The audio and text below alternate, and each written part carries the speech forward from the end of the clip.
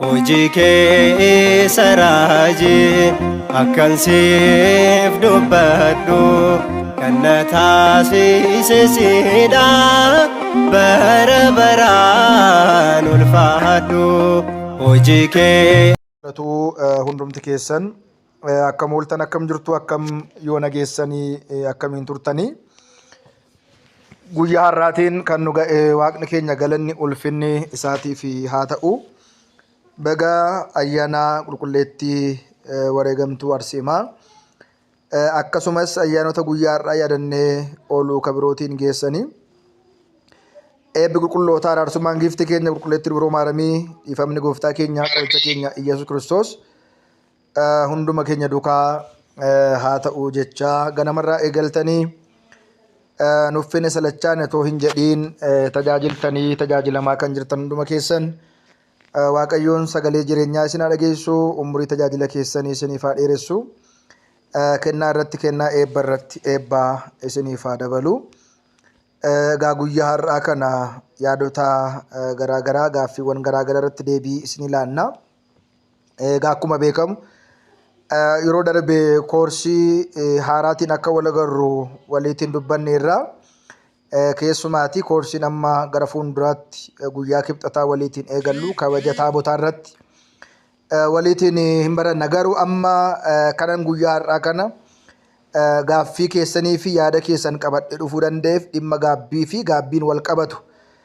Tokkoffaan waqtiin isaa waqtii sooma duukaa bu'ootaati. Namoonni danuun immoo gaabbii galuudhaaf fedha garaagaraa kan isin qabdan yaada garaagaraa kan isin kaastan sanii wal qabate yeroo baay'ee gaabbii kennuu irratti barnoota gaabbii kennuu irra darbine gaaffii garaagaraa gaaffii hin bilchaannee fi dheedhii ta'an hunda qabanne ittiin rakkachaa jira jechaadha. Nam tokko gaabbii maalirraa eegalee maalirratti xumura?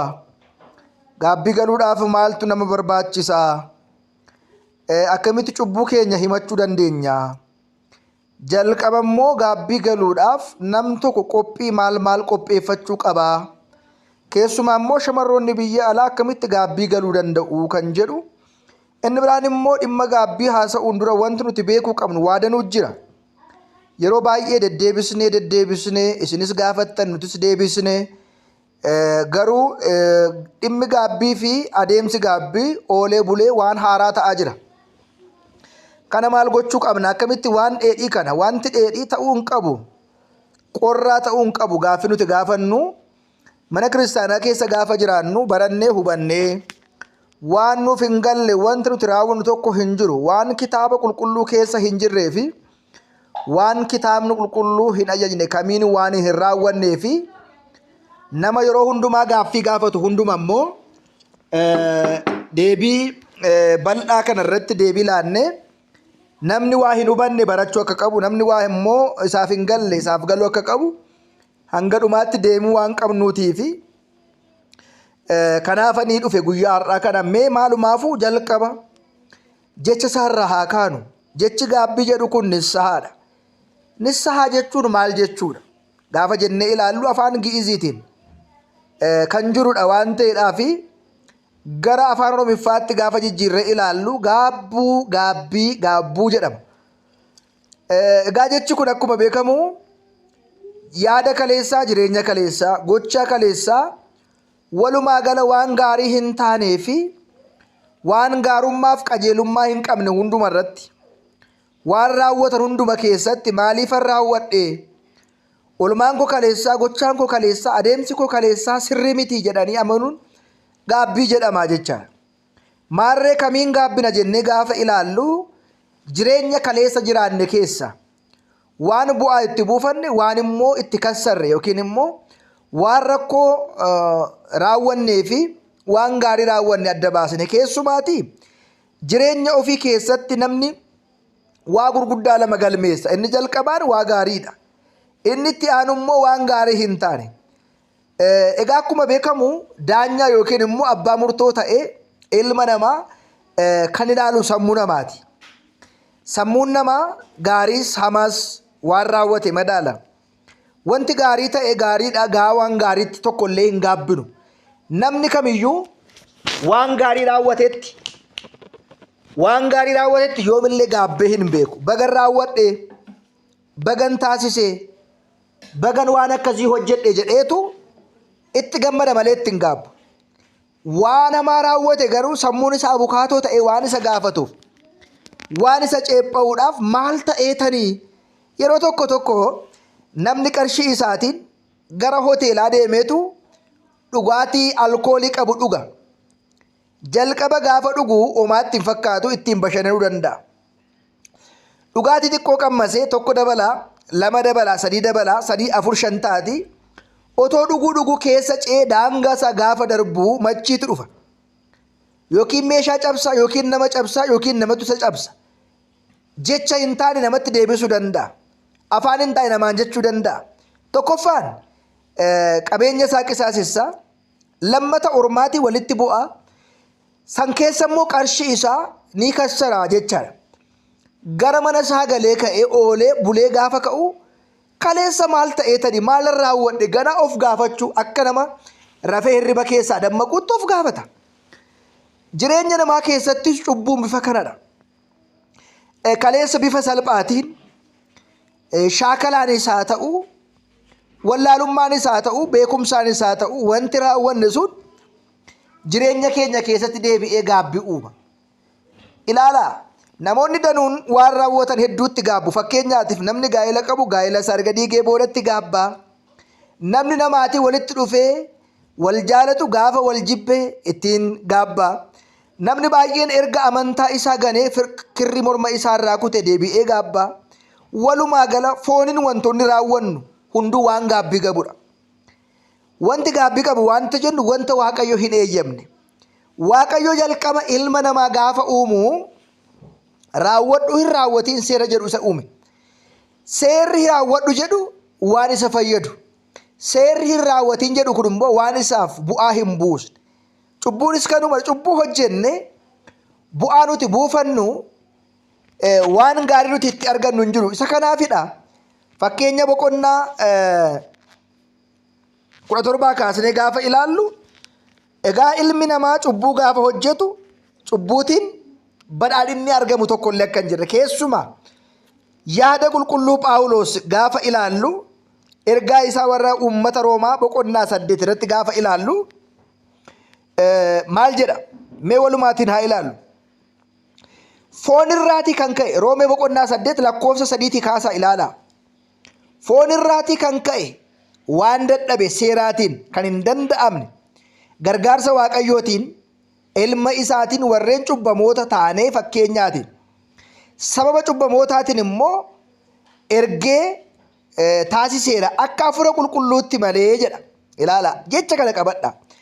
Akka hafuura qulqulluutti deddeebi'uudhaan nurratti seeraan ajajaatiin akka raawwatamu malee yaada fooniitiin kan gaafatamnu kan ceephaa'amnu miti jedha. Jedhee ka'eetu akka eeyyama fooniitti warra jiraataniif yaada foonii sana raawwatu. Akka eeyyama hafuura qulqulluutti warra jiraatan garuu yaada hafuura qulqulluu yaadu jedha. Yaada kana keessatti yaadni foonii jira, yaadni hafuura qulqulluu jira. Eeyyamni foonii maalidha? Nyaachuudha, dhuguudha, bashannanuudha, yakkuudha, yakka dalaguudha, balleessuudha. Eeyyamni hafuura qulqulluu karaa dhugaadha, adeemsa dhugaadha, gochaa dhugaadha, kadhannaadha, soomadha, sagadadha. Isa kanagaa warri jiraatan yaada fooniin warri jiran yaada foonii yaaduu raawwatu, yaada hafuuraan warri jiran immoo yaada hafuuraa raawwatus yaadus jedhe. Kana qofaa jedhee hin dhumne qulqulluu Phaawulos waa'ee foonii yaaduun du'adha, waa'ee hafuuraa yaaduun garuu immoo jireenyaaf nagaadha jedhe. Har'a maaliif nagaa dhabne? Addunyaan maaliif tasgabbii dhabde? Maaf jaalala dhabde? Maaliif tokkummaa dhabde? Walirratti duulti. Inni tokko si tokkootiif maaliif albee qaraa oolee qaraa bula? Karaa ittiin wal balleessinu waan danuu maaliif yaadda? Inni tokko taa'ee si tokkootiif maaliif boolla qotaa jennee gaafa ilaallu yaada fooniitiin waan deddeebinuuf, hojii foonii irratti waan xiyyeeffannuuf, hojii hafuuraa wal raawwatu badii obboleessa isaa namni komollee yaadu jechaadha. warri yaada foonii yaadan garuu yaada hafuuraa dhiisanii yaada fooniin deddeebi'u. Namni yaada foonii deddeebi'u immoo yaada foonii gaafa raawwatu gara yakkaaf badiitti galuunsaa hin oolu. Kana qofaa miti qulqulluu Phaawulos achuma Roomee boqonnaa 8:7 irratti waa'ee foonii yaaduun Waaqayyo biratti loladha jedhe. Akkamittan duroomaa, akkamittan qabeenya argadha, akkamittan obboleessa koo kuffisa, akkamittan waa'ee hammeenya obboleessa koo haasa'a, akkamittan waa'ee badii obboleessa koo haasa'a inni jedhe yaadu kun yaada fooniiti. Yaada foonii yaaduun Waaqayyo biratti loladha. Seera Waaqayyootiif hin bitamanii bitamuus hin danda'ani dadhabaniiru jedha. Kanaafidha seera Waaqayyootiif bitamuu dadhabne waa'ee abboommii Waaqayyoo eeguu irratti, waa'ee seera Waaqayyoo kabajuu irratti dhiisne yaada fooniif gochaa foonii irratti yeroo baay'ee kan xiyyeeffannuuf.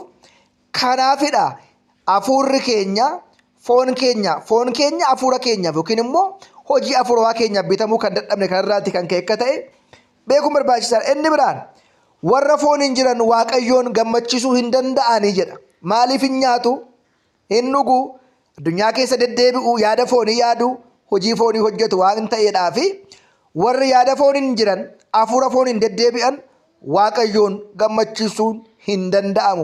Yaada fooniin Waaqayyoo hin gammadu, yaada hafuuraatiin, hojii hafuuraatiin, gocha hafuuraatiin akka ta'e qulqulluu Phaawulos dubbata jedheetu.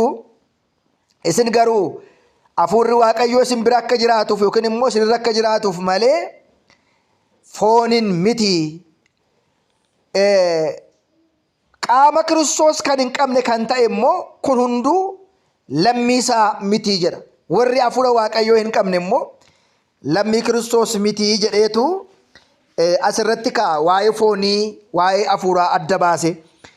Keessumaa Yaaqoob boqonnaa 5 mee lakkoofsa 17 kaasnee gaafa ilaallu yaada foonii, yaada hafuuraa jedhee bakka lamatti kaa'ee hojiin foonii kanadha, hojiin hafuuraa kana jedhee kaa'ee jira. Amma gara gaafa yaada keenyaatti deebinu namni baay'een waa'ee yakkasaa, waa'ee badii isaa, waa'ee cubbuu isaa hin yaadas, hin dhiphatas.